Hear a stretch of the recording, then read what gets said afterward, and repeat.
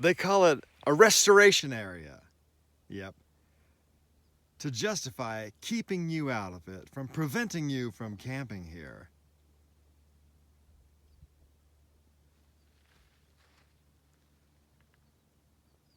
And meanwhile, they'll let logging continue in the forests and mining and oil drilling and all this other shit. But you can't camp here because this area needs to be restored.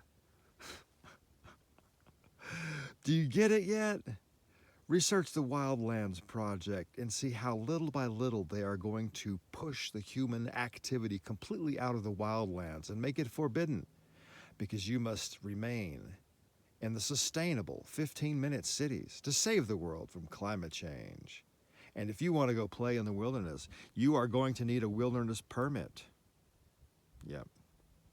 That's what you're going to have to do to save the world from the evil global warming monster. Brought to you by, you know who.